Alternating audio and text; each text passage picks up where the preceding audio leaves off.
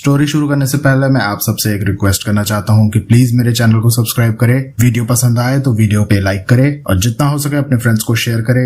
इससे मेरे चैनल को सपोर्ट और आपका प्यार मिलेगा, so please consider it.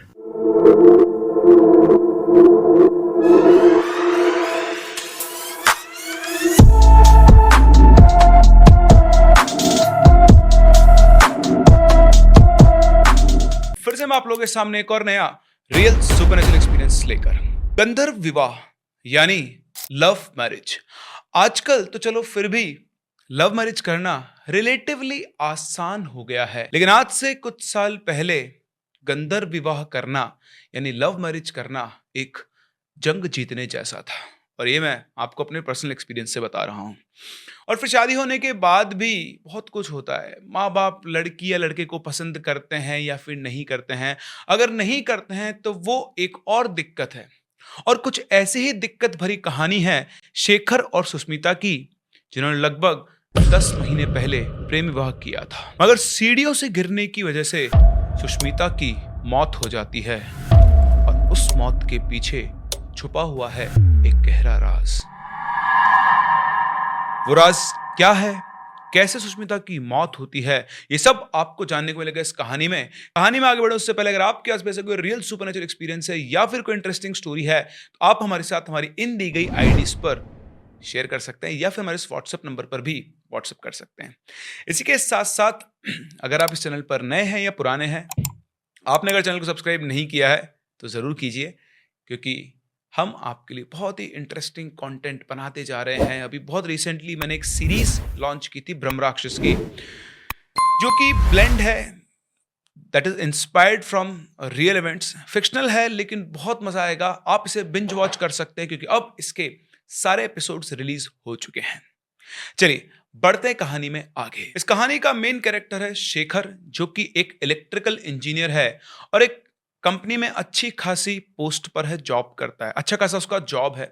Shekhar के घर में उसके अलावा उसके पिता मोहन, उसकी माँ ललिता, उसका बड़ा भाई सुरेश, उसकी भाभी निधि और उसकी एक बहन ऋतु है।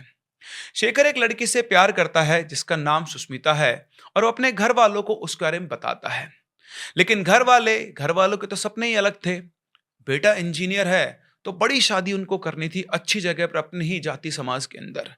इसलिए उन्होंने उसे मना कर दिया। वो कह देते हैं साफ साफ कि वो सुष्मिता को अपनी बहू के रूप में एक्सेप्ट नहीं करेंगे। शेखर उन्हें मानने की बहुत कोशिश करता है, लेकिन जब वो नहीं मानते हैं तो शेखर और सुष्मिता दोनों भागकर शादी कर लेते हैं। पहले तो ये बात शेखर के घर वालों को पसंद नहीं आई। कुछ टाइम गुजरा, वो अलग रहे, लेकिन उसके बाद शेखर के घर वाले भी अब क्या करें क्या ना करें, वो उन दोनों को अपना लेते हैं। अब उन्हें अपना तो लिया था, लेकिन क्योंकि उनके बेटे की शादी उनकी पसंद की लड़की से नहीं हुई थी, इसलिए शेखर की माँ ललिता सुष्मिता से अच्छा बिहेव नहीं करती थी। वो हर टाइम उससे चिड़ी रहती थी, रूड बिहेव करना, ठीक से बातचीत नहीं करना। लेकिन शेखर की वजह से सुष्मिता बहुत चीजों में एडजस्ट कर रही थी और ऐसे ही एडजस्ट करते करते 3 महीने बीत जाते हैं। अब शेखर का एक दूसरे शहर में ट्रांसफर हो जाता है, तो वो सुष्मिता को लेकर अपने अपने साथ लेकर उसी शहर में चला जाता है। ये बात ललिता को पसंद तो नहीं आती है, पर वो क्या कर सकती थी। अब शेखर और सुष्मिता एक नए शहर में एडजस्ट होते हैं, वो अपना एक घर देखते हैं और वहां पे रहने के लिए चले आते हैं। जब वो पूरी तरह से वहां पर शिफ्ट हो जाते हैं और कुछ दिन बीत गए थे, तो दोनों के दोनों शहर में एडजस्ट हो गए थे। वहां का माहौल भी बढ़िया था और दोनों का अकेले समय भी बहुत अच्छा कट रहा था। अब सुष्मिता भी बहुत खुश थी क्योंकि ससुराल में उसे बहुत सारी चीजों में एडजस्ट करना पड़ रहा था। अब उसे ऐसा कोई भी एडजस्टमेंट करना नहीं पड़ता था। सुष्मिता एक हाउसवाइफ थी, शेखर जॉब पे जाया करता था और वो उस घर को संभाला करती थी। तो ऐसे ही एक दिन की बात है, शाम के समय सुष्मिता ऐसे ही बैठी हुई थी कि तभी उसे किचन में से कुछ आवाज आती है। वो देखने जाती है कि क्या हुआ। तो सुष्मिता जब किचन में पहुंचती है तो वो देखती है कि किचन के सारे बर्तन इधर उधर पड़े हुए हैं और पास में खिड़की के पास एक काली बिल्ली बैठी है। सुष्मिता सोचती है कि इस बिल्ली ने ही ये सब नीचे गिराया होगा। वो धक करके उस बिल्ली को भगाती है। बिल्ली वहां से भाग जाती है और उसे भगाने के बाद वो सारे बर्तनों को ठीक करती है। थोड़ी देर के बाद शेखर घर पे आ जाता है और बिल्ली सॉरी बोल रहा हूँ, सुष्मिता जो थी उस बिल्ली की वजह से वो जो बर्तन फैल गए थे उनको लेकर बहुत चिड़चिड़ा रही थी।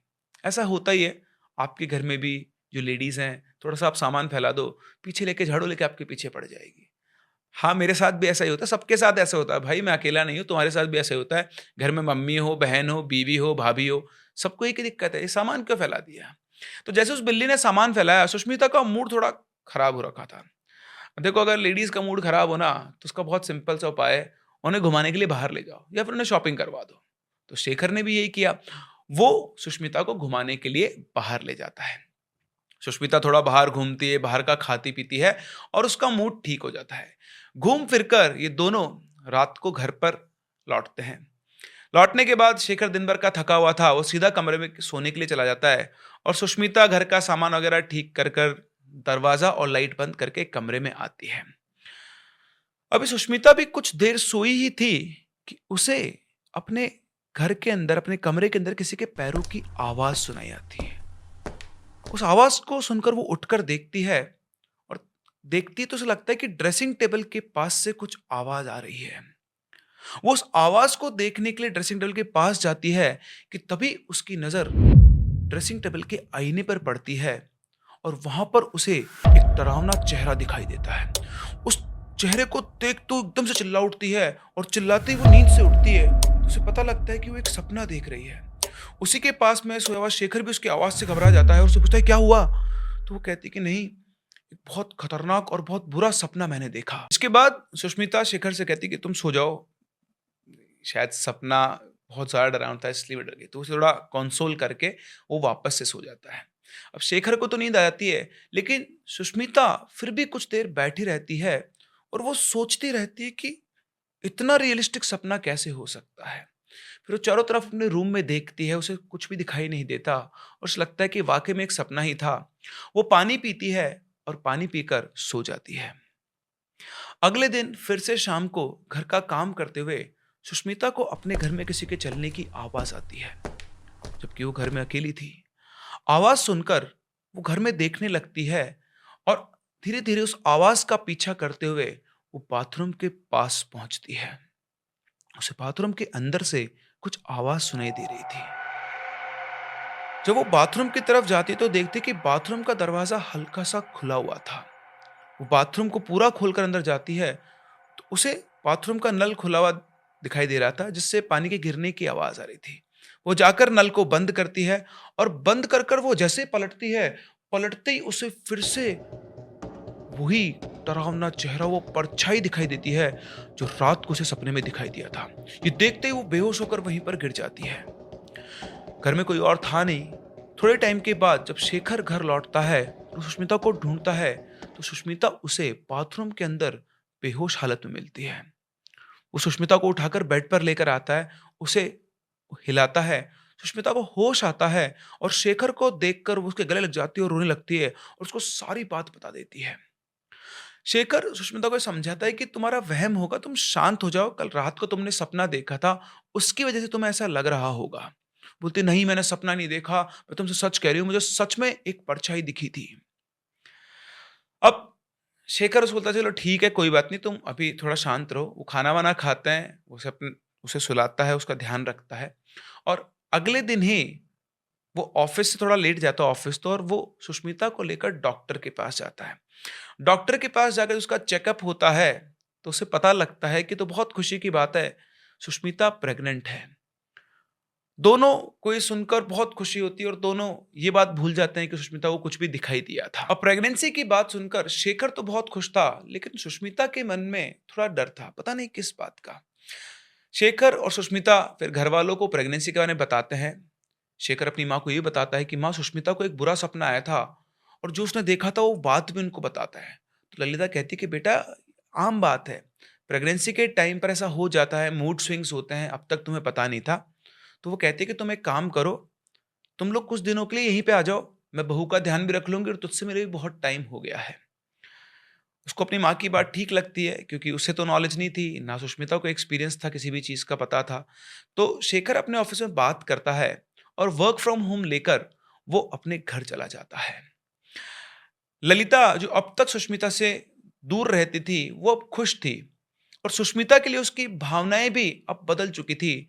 ललिता सुष्मिता से अच्छे से बात करती है, उसे अपना ख्याल रखने को कहती है। सुष्मिता को भी बहुत अच्छा लग रहा था कि चलो फाइनली उसका सास का मन उसके लिए बदल रहा है। वो ये देखकर बहुत खुश होती है और कुछ दिन वहां पर बिल्कुल ठीक-ठाक बीत जाते हैं। अब ऐसे ही कुछ दिन बीतने के बाद सुष्मिता को फिर से वही सपने आने लगते हैं। उसे कुछ ठीक नहीं लग रहा था। एक दिन सुष्मिता जब टीवी देख रही थी, अचानक से लाइट चली जाती है और फिर घर के सारे लाइट्स अचानक से ऑन ऑफ होने लगते हैं और ये देखकर सुष्मिता बहुत बुरी तरह से डर जाती है। कुछ देर के बाद उसकी आंखों के सामने वही डरावनी आत्मा आ जाती है जो सपने घर पे दिखाई देती है।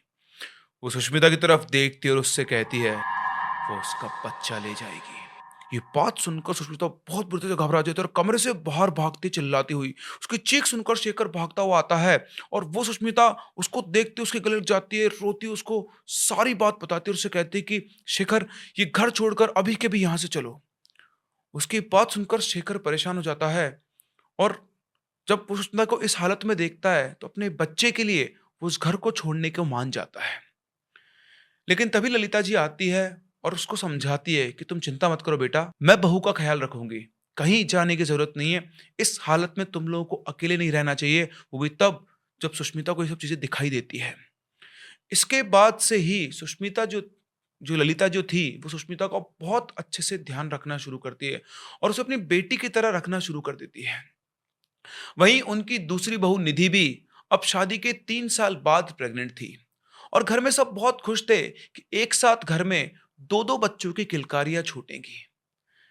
लेकिन उन्हें कहां पता था कि उनकी किस्मत में क्या लिखा हुआ है। अब उस दिन के बाद से सुष्मिता को दोबारा वो आत्मा दिखाई नहीं दी और ऐसे ही करते करते 3 और महीने बीत जाते हैं।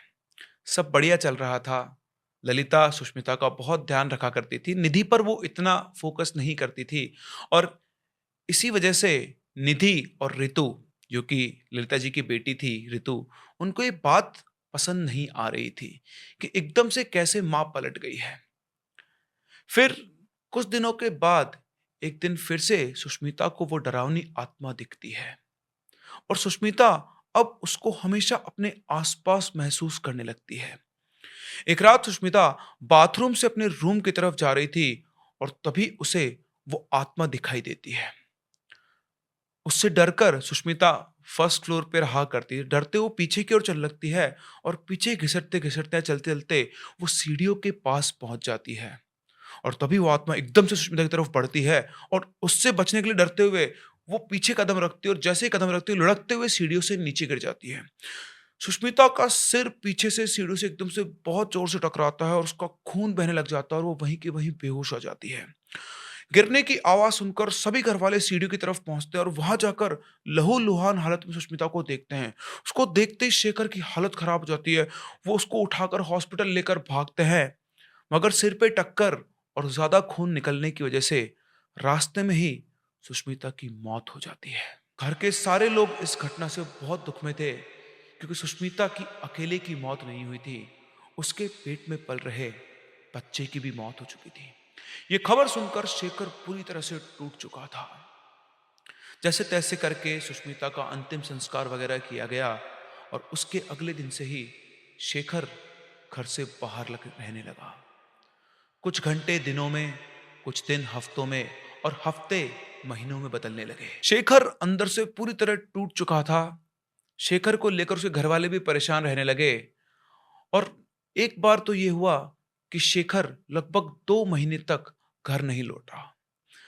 घर वाले शेखर को ढूंढते रहे पर उसकी किसी को कोई खबर नहीं मिली। घर वाले बहुत परेशान थे और दूसरी तरफ अब निधि भी मां बनने वाली थी। उसके भी करीबन 7 साढ़े 7 8 महीने कंप्लीट हो गए थे। घर में सब उलझा हुआ पड़ा था और कुछ दिनों में ये सब और भी बदतर होने वाला था। करीबन 2 महीने के बाद शेखर अचानक से घर लौट आता है। घर लौटने के बाद भी वो ज्यादातर अपने कमरे में ही रहता था और हमेशा ऐसा लगता था जैसे वो किसी से बात कर रहा है। शेखर के माँ और बाप दोनों बहुत चिंता में थे कि उनके बेटे के साथ ही गलत हो रहा है। वो घर में भी किसी से ज्यादा बात नहीं करता था, कोई उससे बोले तो भी जवाब नहीं देता था, सबसे उखड़ा उखड़ा रहता था। उन लोगों को लग रहा था कि उसकी बीवी की मौत की वजह से उसने अपना मानसिक संतुलन खो दिया है। शेखर के लौटने के करीबन 5-6 दिन बीतने के बाद घर में फिर से किसी के होने का एहसास होता है, और यह एहसास सबसे पहले निधि को होता है। एक रात निधि जब अपने कमरे में सो रही थी तो उसे सुरेश की आवाज आती है। वो उठकर देखती है तो वहां पर कोई भी नहीं था, और फिर उसने जब सुरेश को आवाज दी तो कोई जवाब भी नहीं आया। वो सोची कि शायद उसे कोई ना कोई वहम हुआ है। वो वापस से सोती है। वापस से सोने के बाद उसे फिर से एहसास होता है जैसे कोई उसके पास चद्दर ओढ़कर सोया हुआ है, पर वो घूमकर जब चद्दर वो खींचती है तो वहां पर कोई भी नहीं होता। वो एकदम से उठ जाती है और उसे थोड़ा सा डर भी लगता है।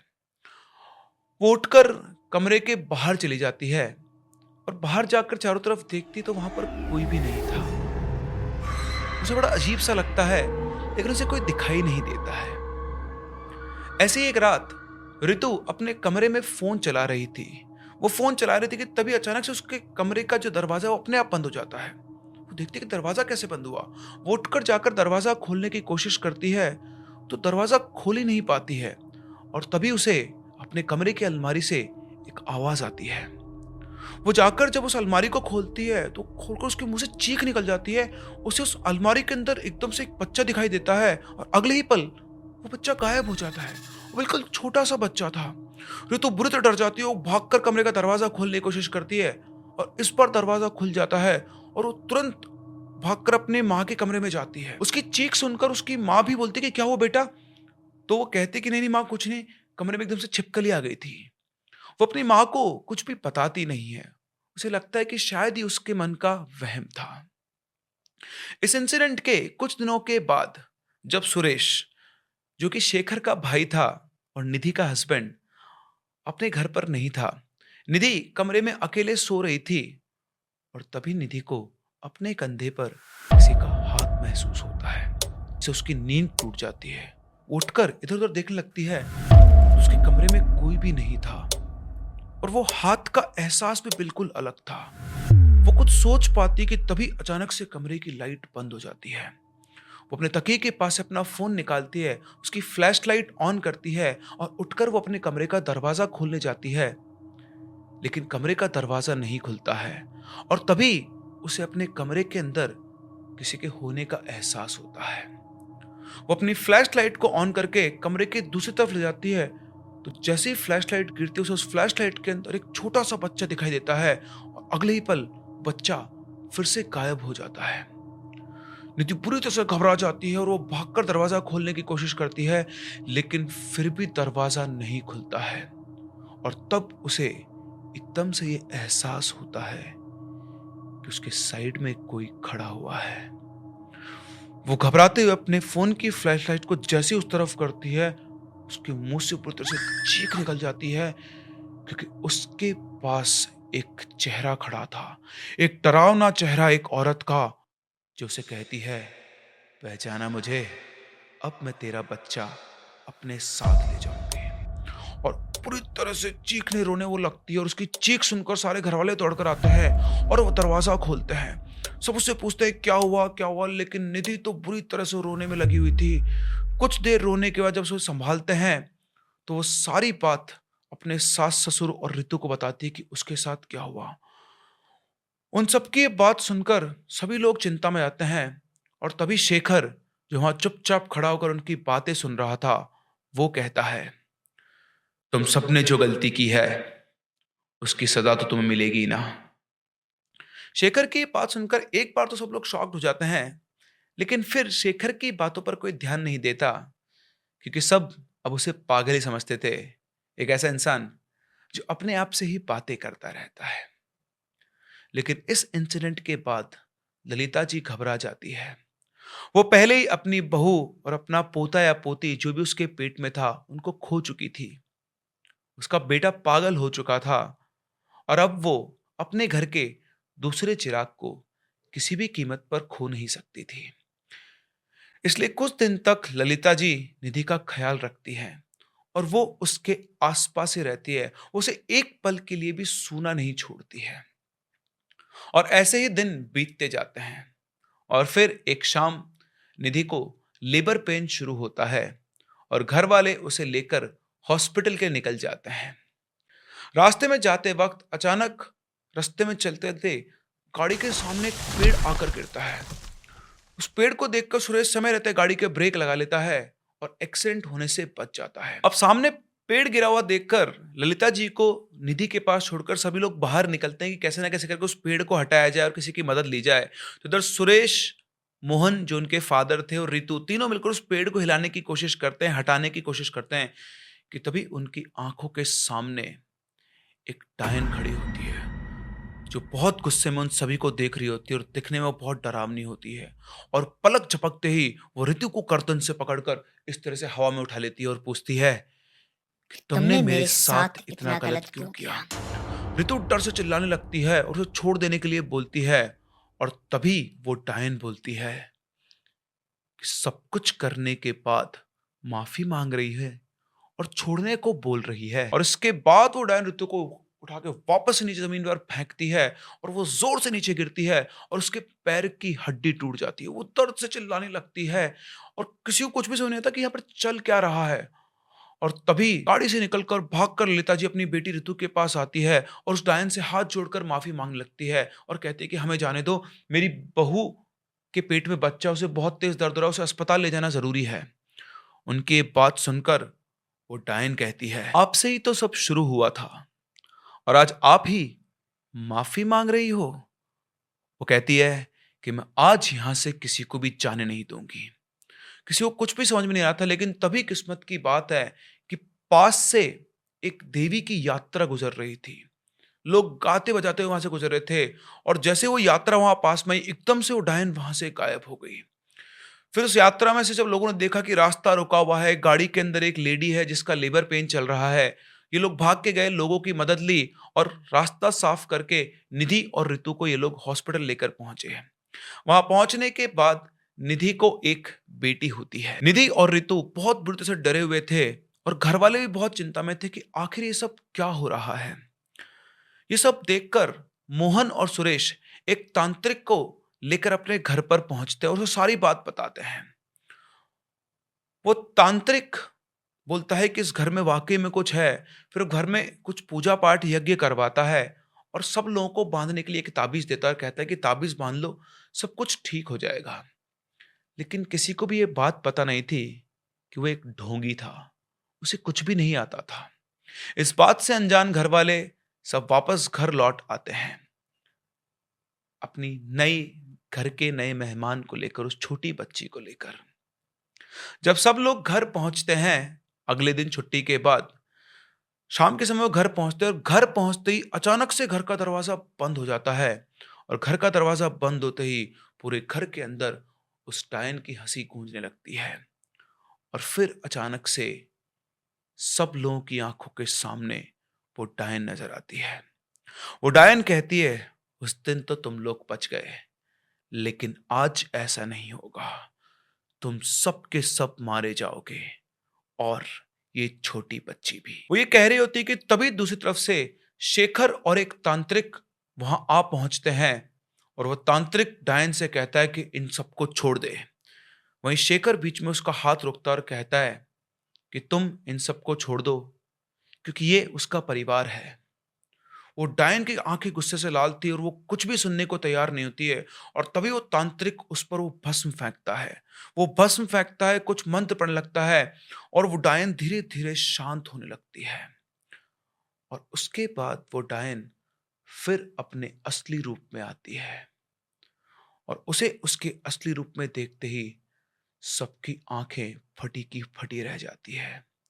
उन सब लोगों के सामने कोई और नहीं, सुष्मिता की आत्मा खड़ी थी। सब लोग देखकर बड़े आश्चर्य में थे और उधर सुष्मिता की आत्मा रोने लगती है और वो पूछती है कि तुम लोगों ने मेरे साथ ऐसा क्यों किया, मेरी क्या गलती थी। ललिता जी भी तभी रोते हुए सुष्मिता से माफी मांगने लगती है और खुद को दोष देने लगती है। इधर मोहन और सुरेश को कुछ भी समझ नहीं आ रहा था, तो वो शेखर से पूछते कि शेखर ये सब क्या चल रहा है। फिर उसके बाद शेखर उनको सारी बात बताता है। उसने बताया कि माँ को सुष्मिता पसंद नहीं थी। तब माँ ने उसे अपने बेटे और परिवार से दूर करने के लिए उसके ऊपर एक तांत्रिक की मदद से काला जादू किया था। वो एक तांत्रिक के पास गई थी और उससे सौदा करके आई, और उस सौदे के मुताबिक उसने सुष्मिता के पीछे एक आत्मा लगा दी ताकि वो आत्मा उसे मार दे और फिर वो इस परिवार से अलग हो जाए। उस तांत्रिक ने सुष्मिता के ऊपर एक आत्मा को छोड़ दिया था और वो आत्मा सुष्मिता को परेशान करने लगी थी। लेकिन जब मां को ये पता लगा कि सुष्मिता प्रेग्नेंट है, तो वो वापस से उस तांत्रिक के पास पहुंची और उन्होंने उसे सब कुछ ठीक करने को कहा। इनके कहने पर तांत्रिक उस आत्मा को वापस से अपने पास बुला लेता है, और इसीलिए जब हम लोग यहां पहुंचे तो सुष्मिता को कुछ भी दिखाई नहीं देता था। इसके बाद मां सुष्मिता का बहुत ख्याल रखने लगी थी और उसे पसंद भी करने लगी थी, जो कि इस घर में रहने वाली भाभी निधि और ऋतु को पसंद नहीं आया। इसके बाद ऋतु निधि को उकसाती है और दोनों मिलकर फिर से उस तांत्रिक के पास जाते हैं और उसे फिर से सुष्मिता के ऊपर काला जादू करने को बोलते हैं, और जलन के चलते वो सुष्मिता और उसके बच्चे को मारने को कहते हैं। और इसी वजह से, उस आत्मा की वजह से सुष्मिता की मौत हो गई थी। ये बात सुनते ही मोहन को बहुत ज्यादा गुस्सा आता है और सुनकर वो ललिता और ऋतु दोनों को एक थप्पड़ मारता है। मोहन को शेखर और सुरेश रोकते हैं। इसके बाद शेखर बताता है कि सुष्मिता की मौत के बाद जब वो घर पर नहीं था तो उसकी एक बाबा से मुलाकात हुई। उन बाबा ने उससे कहा कि तुम्हारे आसपास कोई आत्मा रह रही है। जब शेखर को ये बात पता चली तो उसने बाबा से पूछा, और फिर पूछने पर उन बाबा ने बताया कि ये आत्मा उसकी पत्नी की है। शेखर को क्या पता क्या हुआ, उसने उन बाबा को सुष्मिता को बुलाने को बोला ताकि शेखर उससे बात कर सके। पहले तो बाबा राजी नहीं हुए, लेकिन बहुत कहने के बाद वो बाबा राजी हो गए और उन्होंने सुष्मिता की आत्मा को बुलाया, और तब से सुष्मिता की आत्मा शेखर के साथ रह रही है और वो हमेशा उसी से बात करता था। लेकिन शेखर को भी ये बात पता नहीं थी कि सुष्मिता के मन के अंदर बदले की भावना है और वो ही डायन बन के उसके घर को परेशान कर रही है। इधर घर वाले समझ रहे थे कि वो पागल हो रहा है। ये सारी बात सुनकर ललिता फिर से रोने लगती है और वो शेखर से माफी मांगने लगती है, सुष्मिता से माफी मांगने लगती है, और घर वाले बहुत दुखी होते हैं। ये सारी बात बताने के बाद शेखर सुष्मिता के पास जाता है और उससे कहता है कि सुष्मिता, जो हो गया मैं उसे बदल नहीं सकता, लेकिन ये भी मेरा ही परिवार है। इन सब की तरफ से मैं तुमसे माफी मांगता हूं। ये निधि की बेटी है, ये छोटी सी बच्ची, ये भी हमारी बेटी की तरह है। तुम इसी के लिए इन सबको माफ कर दो, इन सबको माफ कर दो, और अब शायद तुम्हारी मुक्ति का भी समय आ गया है। इनसे बदला लेकर तुम तुम्हें कुछ नहीं मिलने वाला है, तुम और परेशान होगी। वो तांत्रिक और शेखर उसे बहुत समझाते हैं। शेखर उससे बात करते हुए रोने लगता है, और फिर फाइनली शेखर के कहने पर सुष्मिता भी अपना गुस्सा छोड़ देती है और वो उन सब लोगों को माफ कर देती है। इसके बाद शेखर उन तांत्रिक बाबा से उसकी आत्मा को मुक्त करने के लिए कहता है। वो बाबा अपनी पूजा वगैरह सब कुछ करते हैं, और धीरे धीरे जैसे वो पूजा खत्म होती है, सबकी आंखों के सामने से सुष्मिता की आत्मा गायब हो जाती है। उसे मुक्ति मिल जाती है।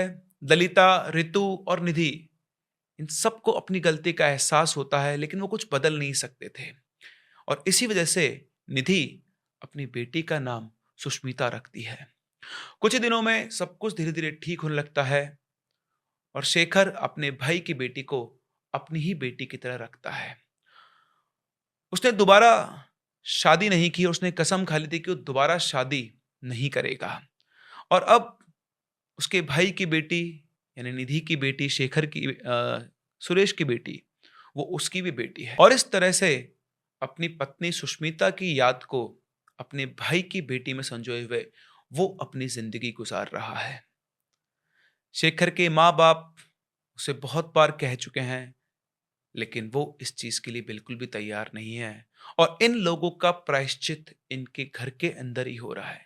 जब जब ललिता अपने अकेले बेटे को देखती है, उसे अपनी गलती याद आती है कि क्यों उसने वो कदम उठाया।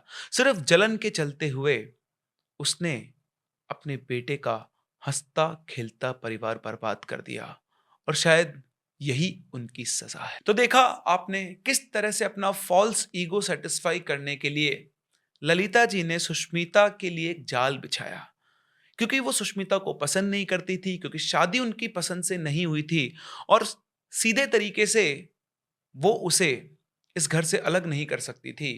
और इसके चलते उन्होंने एक ऐसा कदम उठाया जो शायद उन्हें नहीं उठाना चाहिए था। और वो कदम, वो स्टेप, वो जाल जिंदगी भर, जब तक वो खुद नहीं मर जाती हैं, तब तक उनको ये याद दिलाता रहेगा कि उन्होंने क्या किया। वैसे आपको क्या लगता है, सुष्मिता ने इन लोगों को माफ करके सही किया या सुष्मिता को अपना बदला पूरा करना चाहिए था? अपने व्यूज हमें कमेंट सेक्शन में जरूर बताएं। हम लोग मिलते हैं अपने अगली कहानी में, तब तक के लिए keep loving and keep listening.